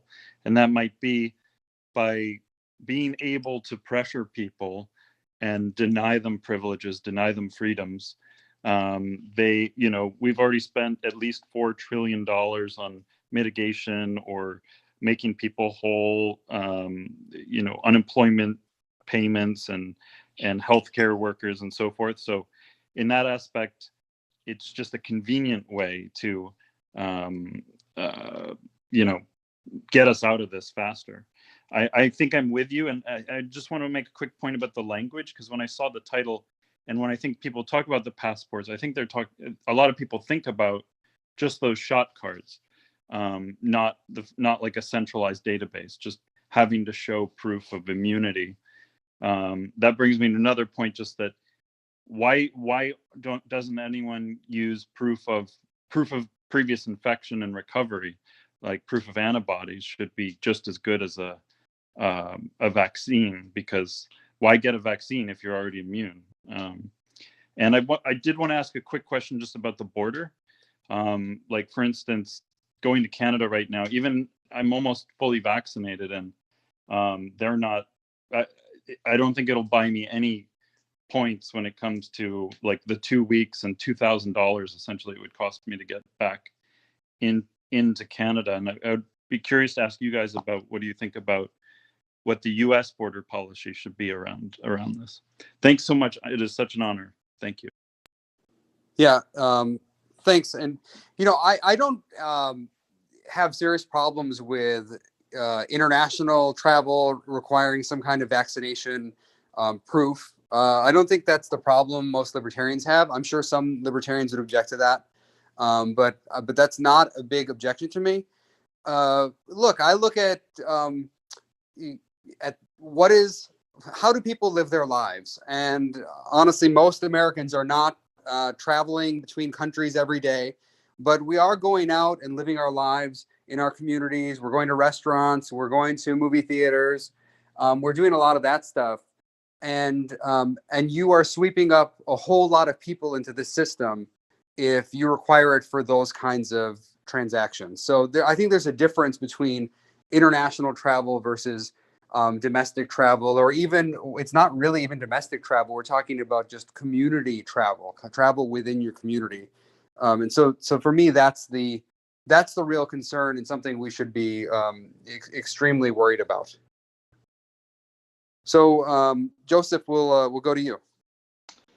Hey, Justin. Yeah, not really a question about it, but I just wanted to bring up two examples of what both a government and a private solution to this would look like that already exists in the world today. So you look at like the Social Security system, right, and Social Security numbers, and you look on any Social Security card, it says not for identification, yet that's what the Social Security number ends up being used for. And that was a government-made system that originally, hey, this shouldn't be used for identification, this cannot be used for identification, and then the government got their hands on it and said, oh, well, here's this convenient identification system for everyone. And so that looks like what a government answer to this would look like. Of, you know, people talk about the slippery slope of, hey, this comes out as a thing to track this particular vaccine, and then, oh, hey, by the way, we have this convenient tool that could be misused otherwise. But then you look at, okay, well, what does a private system like that look like? And I think you look at the credit score system. I mean, that started as a private way for one business to track its customers' credit worthiness, and they sold that information to other businesses so they could track the same people's credit worthiness across businesses. Now, if anyone else in the room has ever gotten a secret clearance or a top secret clearance, you know that even though that's a private thing and it's run by private businesses, the government uses that private information for things like security clearances. You have to have a good credit score to get a security clearance. So I don't really bring these up as questions, but just as food for thought for the conversation.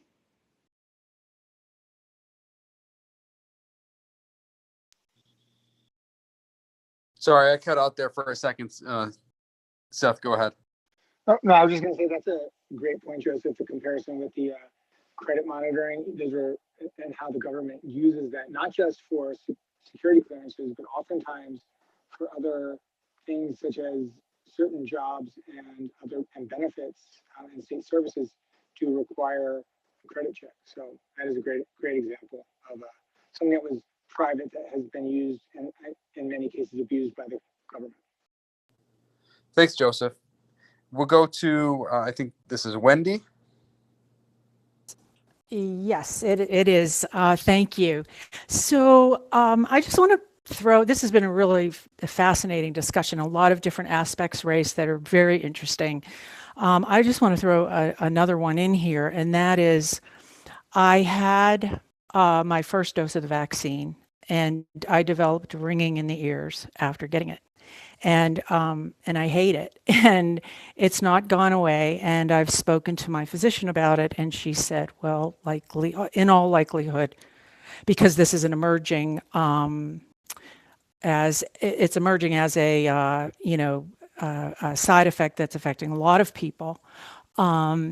As is it also, if you get COVID, you can end up with it too. So it's kind of pick your poison. But she said to me that it's all likely that it will get worse if I get the second dose. So, what happens to people like me? Do I become a second class citizen because I will not do that? I mean, I won't. If anybody was reading the news about the founder of the Texas Roadhouse recently, it's not a fun thing to have. So what happens then? Are they going to give waivers? Are they going to, I mean, if the first dose is 85% effective, isn't that good enough? And additionally, when COVID's over, then what happens? So that you get a passport for another infectious disease. Because COVID will run its course, presumably. There's just a few things about it that, I don't really understand why this passport is it supposed to be temporary? I haven't heard that it's supposed to be temporary. So it's a little concerning because of that, because of both of these things for me. Yeah, both great points. And that goes back to what Eric said about how this will run its course. I mean, there will still be people infected. Obviously, children will have the ability to be infected for a while. But by the time you have this passport in place, it probably won't be that useful for COVID. And they're not going to discard it. It's not like they're going to be like, well, we set up this whole system and now COVID's kind of died down, so let's just throw this thing away. I think they will then use it for other infectious diseases, other conditions, not even necessarily conditions that are involved in vaccinations, like certain mental health conditions, maybe. So I'm deeply concerned about that stuff. And when it comes to someone like you who says, "Hey, I'm concerned about taking the second dose," and you have some reasonable concern about it because you had certain reactions to the first dose, I think that they unfortunately will create a system that does grant waivers, but is granted in a way that is perhaps political. It's not clear that, for example, you would get a waiver, but maybe someone else would get a waiver. Anytime the government gets into the waiver business, where they create a rule that is so broad that it can't be uniformly applied, and then they have to give waivers out. They don't give those waivers out in fair ways. I mean, I've watched it time and again. The waivers then go to people who are politically connected or, particular segments of society that they think they want to be concerned about, whereas they're not going to be concerned about other segments of society. So that is something that is really disturbing when we get into that sort of system. Raphael, let's go to you. Just wanted to thank everyone who made arguments here. I own a Libertarian YouTube channel in Brazil called Ideias Radicais, and I'm going to do a video about this whole COVID passport because that might come to Brazil, and all of your arguments helped me to make the structure of the video, so it should come out in a few days. I want to thank everybody for helping out. Thanks so much. Thanks for what you're doing. Stephen, we'll go to you. Hi, Justin. Thank you for your time, first off. Real quick, the thing that I wanted to bring up, which I'm surprised wasn't brought up earlier on this call, actually was HIPAA. I do have to question things, because there's as part of HIPAA, as you know, things like prescriptions, medical diagnoses, and medical test results are all supposed to be protected health information by your doctor's office and hospital you go to and stuff like that. And so I do have to wonder if vaccine information, whether you've been vaccinated, would fall under that umbrella as protected health information. Yeah, Eric, I'll go to you, but my understanding is that HIPAA doesn't apply because you're talking about sharing it with someone other, or like not a doctor sharing it, but you'd be sharing information with a company or with a business. Yeah, I guess I'd say that HIPAA is, I'm not an expert in HIPAA, so let me put that out there to begin with. But HIPAA was actually a law that didn't change much of the ethical dilemmas as far as sharing patient information. What HIPAA did is it essentially just streamlined the ability for healthcare companies and laboratories and the like to share medical information of their patients. And so actually, it actually probably accomplished the opposite of what most people think HIPAA did, which I know has never happened in federal government's history. And so there are about 2 million entities, I think, that have access to your health information through HIPAA, which didn't have it before, just because it's just streamlined things and through electronic means. And so the actual laws for disclosing information, and there are some laws that were written in that can fine, doctor's office or hospital for releasing information. That's new, but that was still also illegal before. I mean, you were never allowed to release health information anyway. So there are just some, I guess some changes as far as it codified some things with protection and like through electronic means, you have to have special permission to with your applications, let's say, to make sure that it's HIPAA compliant. But essentially, it's not protected information because of HIPAA. It is protected information, as all your medical records are with you. But so HIPAA doesn't really apply in that sense outside of just the usual medical ethics and the most medical laws in states. Okay, yeah, Eric, thanks for elaborating on that. I work in healthcare myself on the medical billing side, so I thought it was just a point worth bringing up.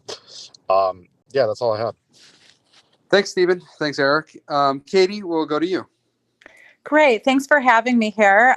So this is so interesting because I literally run a room about the evolution of the vaccine e-certificate, we call it, every Tuesday. So we just had that room and there was such a great conversation. I have a couple questions. Because I came in a little late to this room. So I'm wondering if anybody brought up the conversation about the actual word passport, because I've been in many rooms where there have been a whole slew of people who feel as though that is very vague and basically, putting your vaccine record or your COVID testing record in a class as it's a passport seems to offend a lot of people, because it sounds like you will not be able to travel at all, like you're using a real passport, and they just feel like that's complete. I actually don't feel that way, but I'm just speaking for a huge group of people in a conversation I've had many times. I'm wondering if that came up today in this room. I've been double vaccinated, so I'm a totally for it, but I not necessarily for the vaccine passport, but I'm for the vaccine. My biggest concern in the implications for society is like the increase of a caste system. I just feel like there are a lot of people who want this vaccine and don't have access to it. There are a lot of people who can't, a lot of countries that don't have it at the moment. And I just feel like it'll politicize, it'll create a huge divide. And I have a problem with the inequality of the whole system at the moment. And then on top of that, a vaccine passport would really create a division for people who are able to travel. It just seems like pouring salt in the wound. And I know I know New York just launched their Excelsior their Excelsior app as a beta phase, which is for within New York, the big venues, including Madison Square Garden. So I know that this is something that is evolving and moving towards fruition on some level. I'm not sure. I believe that, well, I'm not exactly sure where Biden is with the whole thing in America, but I know this has always been on the table, and this is moving in a direction towards happening. And I'm not really, I personally feel like a test and showing proof of a negative test or 2 negative tests before getting on airplanes or to being allowed in a country is a less intrusive in terms of personal data, et cetera, than a vaccine, not to mention all the differences in people who can and cannot get vaccine, like the lady who was in here before saying that she had a bad reaction, or anybody who has health issues that are unable to get the vaccine. So there's so many holes in the whole vaccine passport concept. It's so many, like just which vaccines are eligible for the vaccine passport. All countries are using different vaccines. There's a lot of holes. So I'm just worried about the implications of separatism for class system, mostly. This is Katie, and I'm done speaking. Thanks, Katie. No, those were all great points, and some of them we did talk about and talked about extensively. Your point about how did they pick the word passport? I don't know. Maybe someone was trying to be a little bit too cute by half or something. I think the idea was they wanted to give the indication that you could use it to go places. Unfortunately, it's very confusing to people now about what it means. Some people, I think a fair number of people seem to think it means it's just related to international travel, because, just looking at the replies to my tweets yesterday, it was a shocking number of people who thought I was talking about traveling to, foreign countries. They're telling me, well, I had to get this to travel to Tanzania, so what's wrong with having it? So I think there is confusion there about what it means. There were quite a few people who were saying, like, who's ever said this would be used to go to places domestically, like to go to the mall or to go to, other places. And that is what the discussion is about. And a lot of people are missing that. And maybe because of the word passport, they're not quite getting what is going on. But, as we talked about today, and I'll just close it out. And if Seth and Jess want to say anything before we go, they can chime in as well. But, I just want to say again that what we're talking about here is a unified, centralized system. I keep saying that because I want people to be able to go out and talk about it clearly with people who are misconstruing what a vaccine passport is all about. We're not talking about a document that is just for international travel. We're not talking about a vaccine record on a card that you just show someone to go to school, for example. We're talking about a system that is unified and centralized, and it might be managed by the government. It might be managed privately, but have the government's hands in it. So those are the concerns. It's not about whether someone has vaccine records or not. Everyone has vaccine records. We've all used them at different times. People understand that. But the question is whether we'll be forced to use them every day and put it on our phone and have it be used to essentially track our lives and then be expanded to other things, potentially things like mental health, and whether this kind of system then becomes so pervasive that it essentially creates a